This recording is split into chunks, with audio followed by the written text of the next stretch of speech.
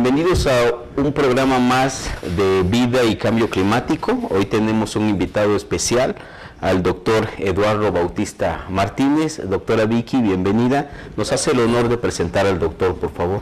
Claro que sí, muy buenas tardes a todas y todos. Nos da mucho gusto que estén aquí con nosotros acompañándonos. Pues me voy a permitir presentar a nuestro distinguido invitado. El doctor Eduardo Bautista Martínez es doctor en Ciencias Sociales con medalla al mérito universitario por la Universidad Autónoma Metropolitana Unidad Xochimilco. Es profesor investigador del Instituto de Investigaciones Sociológicas de la UAPJO y tiene la distinción de pertenecer al Sistema Nacional de Investigadores del CONACYT nivel 2. Es integrante fundador de la Asociación Mexicana de Ciencias Políticas, AMECIP, y coordinador regional del Consejo Mexicano de Ciencias Sociales, COMEXO, de 2014 a 2017. Y bueno, es ampliamente reconocido porque fue rector de nuestra universidad, la Universidad Autónoma Benito Juárez de Oaxaca, de 2016 a 2022. Bienvenido. Muchísimas gracias por la invitación, Vicky, colega, Ever, gracias por la invitación. Muy bien, doctor. Bueno, para nuestra audiencia, pues el doctor Bautista tiene una amplia trayectoria en investigación, vamos a decirlo así, política social de la realidad oaxaqueña. Y en ese sentido, doctor, para entrar en materia, desde su perspectiva y vinculando el programa de vida y cambio climático, ¿cuál cree usted que es la problemática o conflicto principal del Estado en materia de defensa del territorio, cambio climático o defensa de los recursos naturales? Pues gracias por la invitación a un tema dedicado a la vida y al cambio climático, que me parece sumamente importante en los tiempos que vivimos y que pues en esta ocasión y con esta serie de programas se pone acento sobre el tema. Quizá el principal problema que identifico es de perspectiva, de corte epistemológico, como dirían colegas de la academia, ¿no? Cómo entendemos los procesos complejos de la realidad y cómo se genera su atención, no solamente en términos académicos, sino también en términos de gobierno, de diseño de políticas públicas, de organización, de participación, de aliento también a la participación de la gente. Y me permito insistir de que pues el problema es de perspectiva.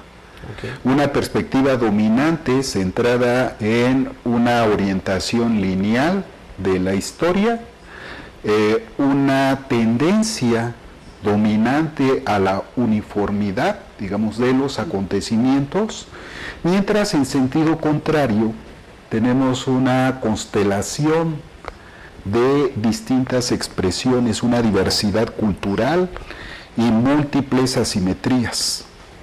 Luego entonces lo que estamos observando, digamos, es la rigidez en la orientación de las sociedades desde una perspectiva de poder y de autoridad, ¿sí? Indistintamente de partidos políticos, persiste, digamos, esa perspectiva de linealidad en la orientación de procesos sociales. Y por otra parte tenemos el reclamo de múltiples expresiones, pueblos, comunidades que insisten en el reconocimiento de una gran diversidad, no solamente en términos de las relaciones humanas, sino también con los territorios, con los recursos naturales y con el medio ambiente. Puedo entender entonces, estimado Eduardo, que esto que nos estás planteando, porque nuestro público es diverso, cuando tú dices de perspectiva, tendría que ver con esta vinculación con el sistema en el cual nos desarrollamos, de este sistema económico extractivista, este sistema económico que ha ido dañando. Se habla en términos ambientales que enfrentamos dos retos, ¿no? El antropogénico, que tiene que ver con la acción humana, pero también el capitaloceno, ¿no? O sea, relacionado a este sistema capitalista, ¿no? Que destruye, que deteriora, y por otro lado también que construye leyes, ¿no? Se han construido, por ejemplo, el convenio 169, ¿no? Que hace alusión a nuestros pueblos originarios, y hoy en día puedan acceder a nuestros pueblos originarios, ¿no? Tenemos las cuestiones del patrimonio, que también se ha reconocido por la UNESCO, desde estos organismos más amplios y hoy en día están accionando en nuestros territorios. ¿A eso nos referimos cuando habla de esta perspectiva, de esta visión? Efectivamente, lo que comentas permite traer a este debate de ideas la cuestión de la crisis civilizatoria, ¿sí? Una crisis civilizatoria que no se puede segmentar en algún aspecto muy puntual, orientado desde luego a la acción humana, ¿sí? Pero pues se trata, digamos, de una crisis civilizatoria de distinto orden. Y pues esto lleva a plantear de que pues es necesario generar, digamos, ese reconocimiento a la diversidad sociocultural de la que somos parte, lo que nos constituye. Normas podemos tener muchas, acuerdos del Estado mexicano múltiples. Hay si pudiéramos hacer tal vez una cronología de acuerdos signados por el Estado mexicano a favor del reconocimiento de derechos de pueblos, comunidades indígenas, derechos humanos, derechos al medio ambiente, la cuestión territorial. Tenemos una agenda sumamente amplia de temas que en términos normativos deberíamos de cumplir, pero que no ocurre así. Al parecer estamos observando, digamos, dos líneas paralelas, por donde transcurren las normas y lo que acontece en los procesos socioculturales que son múltiples y diversos. Y son líneas paralelas que al parecer no se tocan y pues esto genera múltiples conflictos de perspectiva, porque eso impide o ciega para observar, digamos, esta gran complejidad y la multiplicidad de relaciones que existen en nuestro entorno. Y bueno, si se persiste esto, si se niega, ¿sí?, pues tenemos una tremenda incapacidad de resolver los múltiples problemas socioambientales vinculados al territorio y por la acción humana misma. Yo ahí nada más quisiera apuntar que entonces, por ejemplo, Oaxaca es uno de los estados que no ha podido, no concluyó su proceso del procede, ¿no? Que era esta cuestión de que puedes ahora vender tu tierra, ¿no? Una vez que le das el dominio pleno. Y esto es algo importante. ¿Por qué? Porque hoy en día estamos viendo también esta venta masiva que se está haciendo en Oaxaca de los territorios, ¿no? Y estamos entrando hasta en zonas de reserva. Esto que usted dice es algo fundamental, ¿no? ¿Por qué? Porque dice, por un lado tenemos esta cuestión de las leyes, pero por otro lado tenemos otra situación que es paralelo, ¿no? Y entonces ahí es donde empieza también esta cuestión de la conflictividad. Claro, sí. Yo quizá proponer, no sé, comentarle al doctor, a partir de la perspectiva que él maneja, quizá mostrarle otra opción. Me refiero a que usted propone la perspectiva sobre el modo de cómo se aborda el problema, ¿no? Y si este problema tiene que ver con la desigualdad, con la pobreza, problemas estructurales, ¿a eso se refiere? ¿No ha habido un abordaje efectivo de todos los problemas que conllevan precisamente a conflictos ambientales, conflictos por el territorio, lo que comenta la doctora, la necesidad o la presión de vender tierras, etcétera? Bueno, partiendo de la idea de que no se comprende la diversidad o se niega la misma, ¿sí? Digo, se niega en tanto el convenio 169 de la Organización Internacional del Trabajo es muy claro en lo que establece en términos de el reconocimiento de derechos de pueblos indígenas y su incidencia en las decisiones del presente y futuro de sus territorios, a través, digamos, de la consulta previa, libre e informada. Esto se ha reiterado en múltiples ocasiones, no solamente desde la academia, sino por pueblos y activistas que están presentes y enarbolando luchas en la defensa de territorios, ¿sí? ¿Cuándo se dan los procesos de consulta? Cuando se han tomado ya las decisiones, cuando los proyectos van muy avanzados. Y bueno, y en consecuencia, ¿qué es lo que observamos? una tremenda conflictividad, ¿sí? Y bueno, y nuevamente tenemos el reclamo reiterado de pueblos y comunidades de poder hacer valer ese derecho establecido en un acuerdo internacional. Y bueno, así como podríamos seguir enumerando otros más, en el sentido de que pues no se ha convocado ni se ha integrado. La norma allí está. ¿Qué tanto se ha hecho cumplir? Y pues las experiencias no solamente la tenemos en nuestro pasado inmediato, sino persiste, ¿sí? Tenemos grandes inversiones, no solamente en nuestro país, sino en América Latina, que pues son recibidos en términos de resistencias de muchos pueblos y comunidades, desde la Patagonia hasta América del Norte.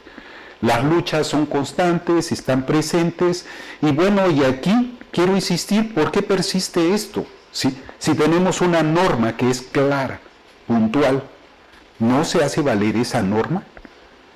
¿O persiste esta idea de unidireccional en el gobierno de pueblos y comunidades, cuando lo que se reclama es un gobierno de diversidad? Claro. Me lleva un poco a remontarme a la conferencia que tuvimos el día miércoles, cuando uno de los alumnos preguntaba si las políticas, ¿para qué sirven las políticas públicas? Y quizá habría que pensar en políticas públicas contra políticas públicas. Es decir, se está avanzando en los derechos humanos de la diversidad o de los pueblos indígenas, o hay un retroceso, o es el común denominador aparentar de que la ley está ahí, pero que realmente esto no se cumpla o no tenga un funcionamiento para estos pueblos. Bueno, considero que no podemos responder con generalizaciones, sino considerando lo que está ocurriendo en los distintos territorios. Las políticas públicas pueden tener un enfoque claro de reconocimiento, por ejemplo, de la interculturalidad, que es algo que podemos celebrar desde la reforma al artículo 3º constitucional, por ejemplo, que implica, digamos, la confluencia y la mayor participación y reconocimiento de derechos de esta gran diversidad que somos. De la misma manera, lo que se ha trazado ya en leyes secundarias, la Ley General de Educación, la Ley General de Educación Superior, que bueno, que coinciden, digamos, en un reconocimiento claro de la cuestión intercultural, ¿sí? Pero bueno, ¿qué hay? ¿Qué trecho tenemos entre propiamente el reconocimiento y lo que ocurre en la realidad en nuestros territorios? Ahí seguramente podemos identificar una diversidad de brechas, ¿sí? Que seguramente no son las mismas respecto a lo que está ocurriendo en nuestro país, a lo que está ocurriendo en otros países de América Latina. Y de la misma manera, pues podríamos considerar que no generalizamos en términos de lo que ocurre en el norte o en el sur del país, en donde las condiciones son totalmente distintas. Hace un momento la doctora Vicky comentaba respecto, digamos, a la situación de Oaxaca, ¿sí? Y bueno, Oaxaca es un tema en términos de diversidad sociocultural y además ambiental, ¿sí? Disponemos de una gran cantidad de recursos naturales, ¿sí? De la misma manera, pues, tenemos la cuarta parte de municipios del país, 16 lenguas originarias, 176 o más variantes de estas lenguas originarias, y pues estamos hablando, digamos, de una constelación de múltiples formas de expresión, comunicación, y si consideramos que la lengua es vehículo no solamente de comunicación, sino de construcción de significados, y esos significados nos invocan a relaciones distintas, no solamente de carácter social, sino con los territorios y con los recursos naturales, estamos encontrando, digamos, el despliegue de una gran diversidad, de una gran composición que nos constituye y que amerita, digamos, un gobierno Pienso en términos de gobierno en su amplia excepción, ¿no? No precisamente a un gobierno local en particular, sino en la idea del gobierno en su máxima definición, ¿sí? Y bueno, y efectivamente aquí está el reto, ¿no? El gobierno de la diversidad. Muy bien. Fíjese que escuchándole me quedaba yo con esta idea de hace unos años hicimos un seminario en el Instituto de Investigaciones Sociológicas sobre la cuestión de las sociedades rurales, ¿no? Queríamos debatir sobre qué estaba pasando con la tenencia de la tierra, cómo estaba. Y me acuerdo que vino el doctor Luciano Concheiro, porque él trabaja toda esta cuestión rural también, y nos decía que el 70% del territorio oaxaqueño está concesionado a mineras. Entonces aquí estamos viendo esta cuestión de, usted nos acaba de señalar, de la consulta, pero hay pueblos que no saben que su territorio ya está concesionado y por eso empiezan estas luchas por la vida, por eso se hacen estos levantamientos, porque las políticas, en términos de los gobiernos, tomaron decisiones ya sobre los territorios, ¿no? Y este es un reto para quienes nos dedicamos a la academia, pero también para quienes se dedican a la definición de políticas públicas, definición de programas, presupuestos, ¿sí? Es un gran reto considerar este dato que das en el sentido de que la mayor parte del territorio está concesionado a inversiones privadas, ¿sí? Si consideramos también que la mayor parte del territorio oaxaqueño es de propiedad social, entonces, ¿qué está pasando? ¿Qué implica esto? Pues desde luego hacer ejercicios de cartografía para evitar, digamos, especulaciones y ver en dónde se están considerando los empalmes, las definiciones y los confines, en dónde están ocurriendo las grandes inversiones, qué tipo de propiedad es y qué tipo de conflictividad trae consigo.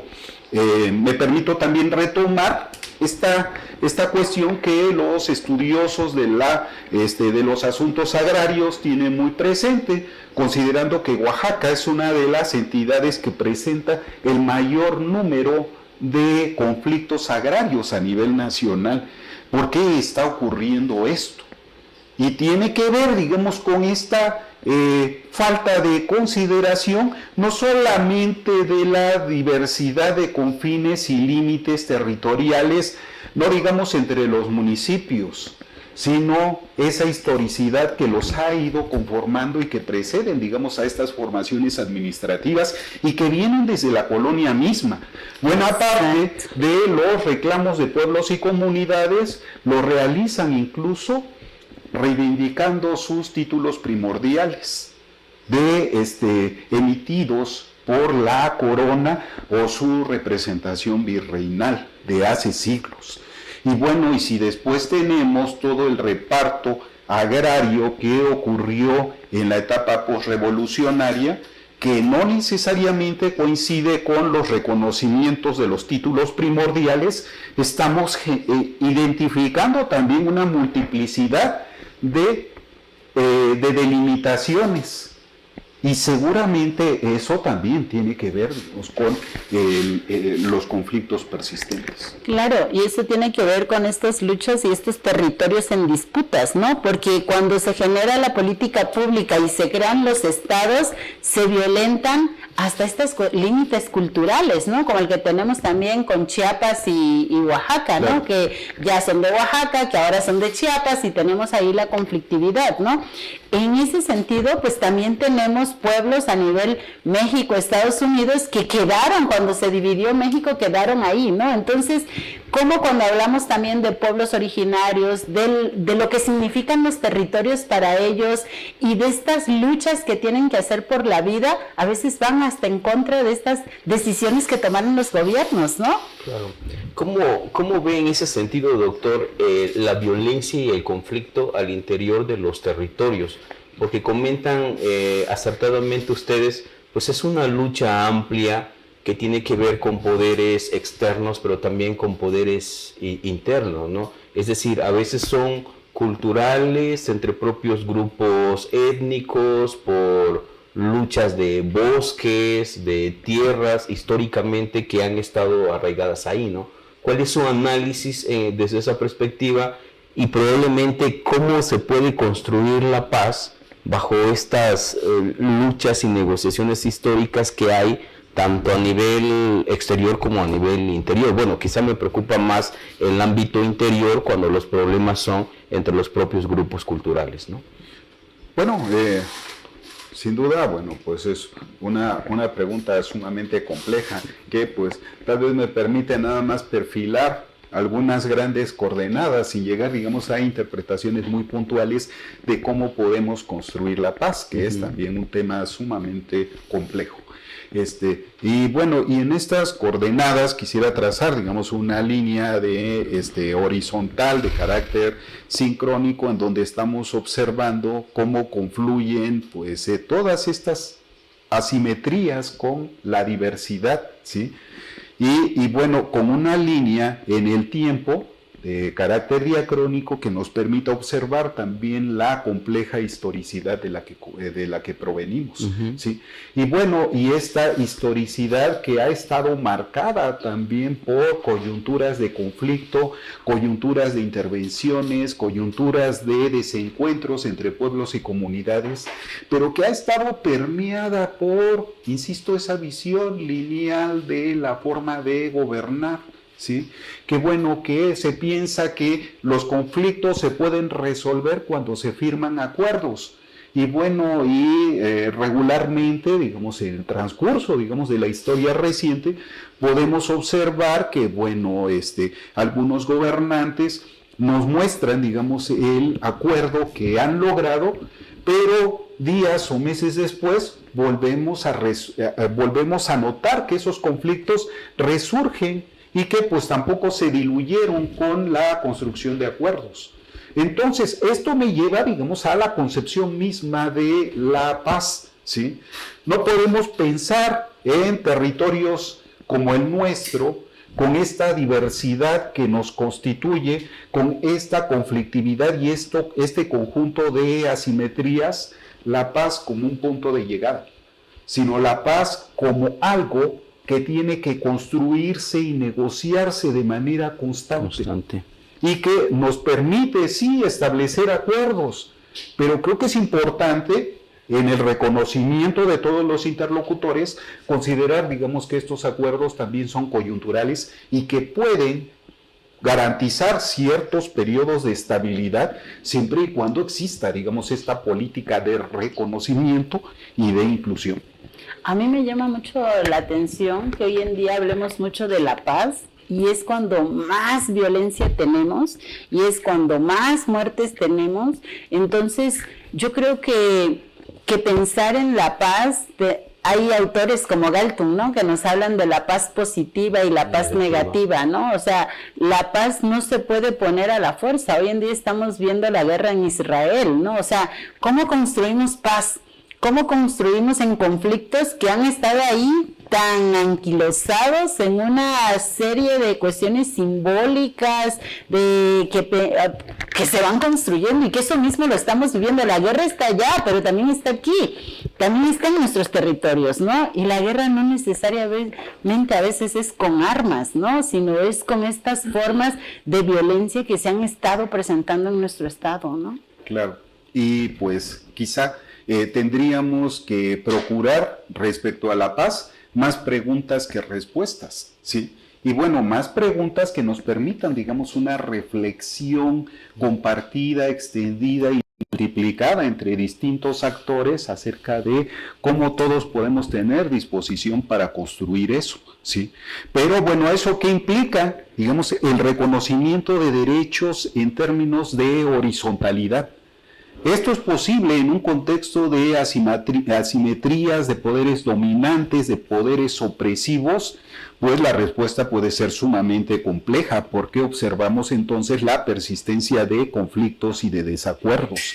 Eso no implica, digamos, que no podamos llegar, digamos, a una situación de paz, o que sea un tema que podamos limitar únicamente a ciertos debates que, bueno, fueron construidos en otros contextos, a partir de la referencia que haces de Galtung, ¿no? Pero bueno, más bien, la cuestión es ¿qué requerimos para la construcción de la paz? ¿Sí?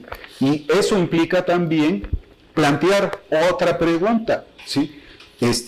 cuáles son las raíces de esta tremenda conflictividad que pues prácticamente nos está abrazando como colectividades, ¿no? Y bueno, y a lo mejor las raíces estarían dadas en la negación de la otredad, en la negación del otro en igualdad de circunstancias y en una perspectiva incluso de discriminación y racismo que pues persiste pues desde hace más de 500 años.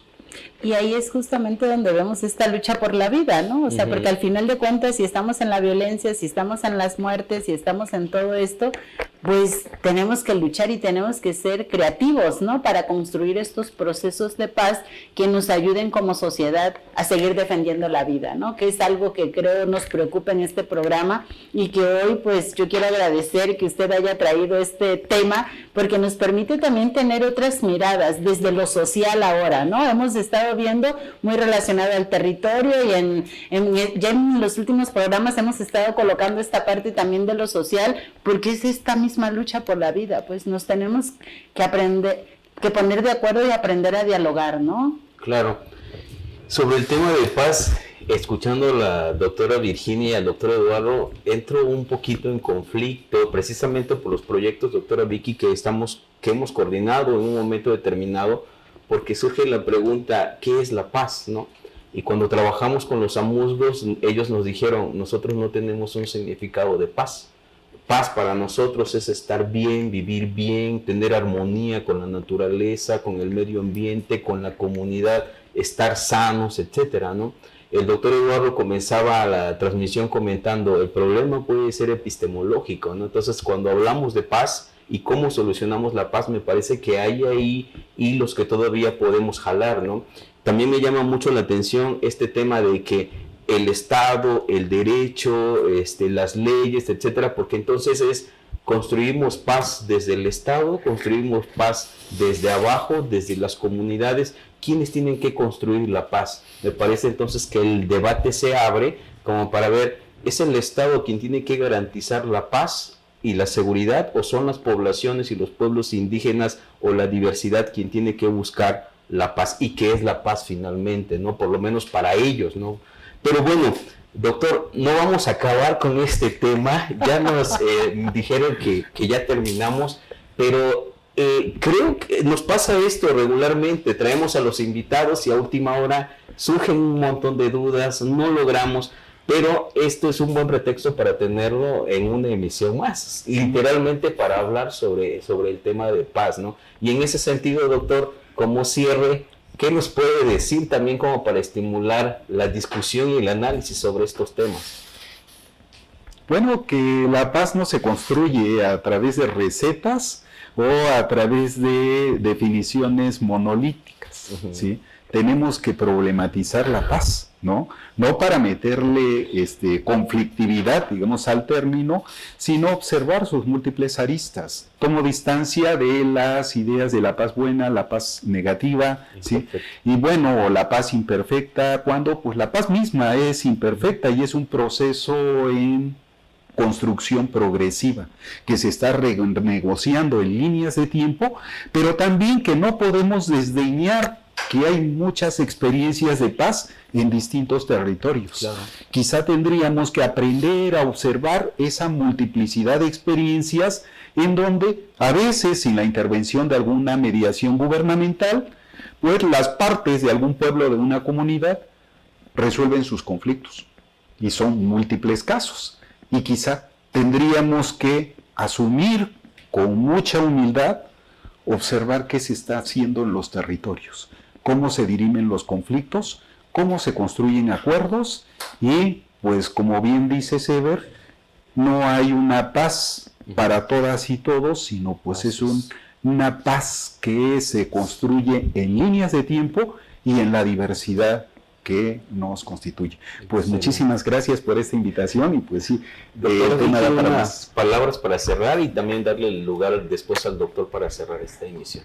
Pues yo creo que nos deja mucho este programa para seguir dialogando en términos de construcción de paz y sí, efectivamente estas acciones que a veces se toman desde los quienes imparten la justicia, porque tiene que ver con esto, con la cuestión de la justicia también y las desigualdades, cómo nosotros también podemos ir solucionando, ir sorteando, ¿no? Por ejemplo, en Colombia existe un concepto que se llama, en la Escuela de Justicia Comunitaria, que se llaman los conciliadores, ¿no? Y en Oaxaca ya he visto esta forma también de trabajo de empezar a conciliar, ¿no? No necesitamos llegar a instancias de gobierno para resolver un conflicto, tenemos que aprender a construirnos y a deconstruirnos desde nosotros mismos, y creo que si empezamos este diálogo y si vemos las cuestiones desde nuestros propios territorios, porque nosotros tenemos percepciones del mundo y a veces pensamos que hay un conflicto donde no lo hay, entonces estos diálogos nos ayudan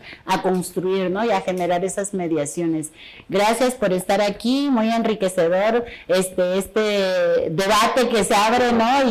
Y debate charla que no logramos cerrar, pero que creo que es una provocación también para seguir pensando desde nuestros territorios cómo construimos la paz, desde dónde la construimos, porque hoy más que nunca la necesitamos, ¿no? Doctor, por favor, unas palabras para cerrar.